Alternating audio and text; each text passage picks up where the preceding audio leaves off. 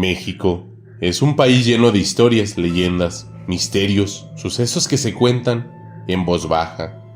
Pero entre todas esas sombras, existen algunas que sobresalen.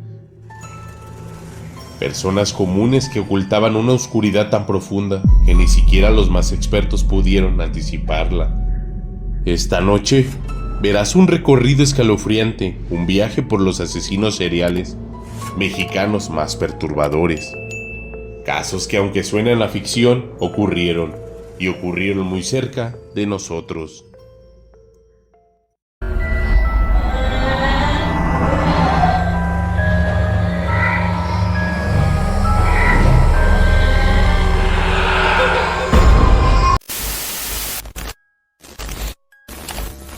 Número 5.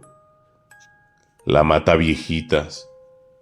Comenzamos con una historia que parece sacada de una pesadilla urbana.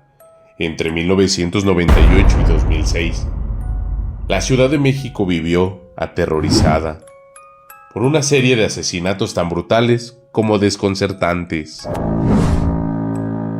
Las víctimas eran siempre iguales: mujeres ancianas, indefensas, asesinadas en sus propios hogares. Lo más perturbador, muchos testigos describían a una mujer robusta saliendo de las escenas del crimen. Juana Barraza era luchadora profesional conocida en el ring como la Dama del Silencio, pero fuera del ring tenía otra identidad mucho más siniestra. Se ganaba la confianza de sus víctimas haciéndose pasar por trabajadora social o enfermera, y una vez dentro de sus hogares las estrangulaba. Su motivo: una infancia traumática marcada por el abuso de su propia madre.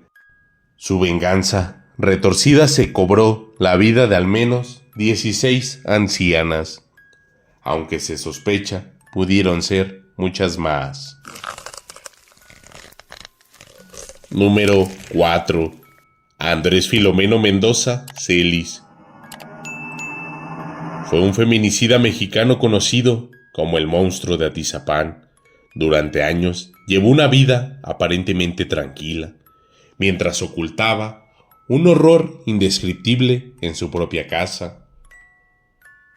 Imagina un hombre de apariencia inofensiva, casi invisible. Un vecino más, pero detrás de esa fachada, Andrés escondía un abismo. Durante décadas, atrajo a mujeres a su hogar en Atizapán, donde cometió crímenes cuya magnitud solo se reveló cuando la policía encontró lo impensable: restos, diarios detallados e incluso objetos personales que guardaba como trofeos macabros. Su casa no era un hogar, era un laberinto de secretos, un museo del horror. Mendoza Celis fue detenido en 2021 y sentenciado a múltiples cadenas perpetuas. La verdadera dimensión de sus crímenes aún estremece a México, porque, como suele decirse, los monstruos más terribles no siempre se ocultan en la oscuridad, a veces viven al lado. Número 3. Gregorio Cárdenas Hernández, el estrangulador de Tacuba. Retrocedamos en el tiempo hasta 1942, Ciudad de México. Un joven estudiante de química llamado Gregorio Cárdenas parecía tener un futuro brillante. Pero Gregorio tenía un secreto oscuro. 4 prostitutas desaparecidas, sus cuerpos encontrados en el patio de la casa donde vivía con su familia. Gregorio las estrangulaba después de tener relaciones con ellas, y luego las enterraba tranquilamente, como quien planta una flor. Lo más inquietante es que durante años fue considerado el criminal modelo en prisión, llegando incluso a ser liberado. Su caso abrió debates sobre la naturaleza del mal y si alguien así puede realmente rehabilitarse. Número 2. Raúl Ociel Marroquín López, conocido como el sádico. Imagina a un joven que se presentaba como alguien amable, educado, confiable, con una sonrisa que no levantaba sospechas. Pero detrás de esos modales se escondía un depredador. Marroquín frecuentaba zonas de ambiente en la Ciudad de México, donde engañaba a hombres para llevarlos a su departamento. Allí revelaba su verdadera naturaleza, fría, perversa, hecha de violencia y manipulación. Actuó en cuestión de meses, pero el impacto fue devastador y cuando finalmente lo detuvieron, habló de sus crímenes con una frialdad que heló la sangre de todos los presentes. A los hombres que sometía los torturaba.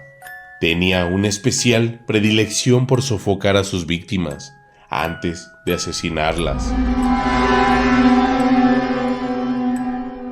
Las asfixiaba hasta que perdían el conocimiento. Una vez que volvían en sí, las volvía a asfixiar, así una y otra vez.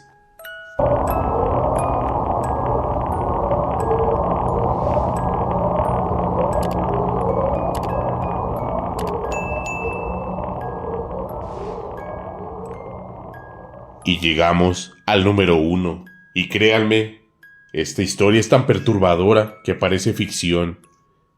Matamoros, 1989.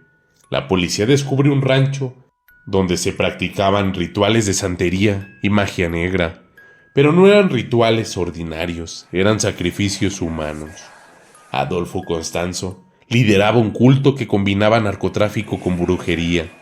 Creía que los sacrificios humanos le darían protección y poder. Sus víctimas incluían desde miembros de cárteles rivales hasta un estudiante universitario llamado Mark, cuya desaparición provocó una investigación internacional. El rancho era un museo de horrores, calderos con restos humanos, altares empapados en sangre y evidencia de torturas inimaginables.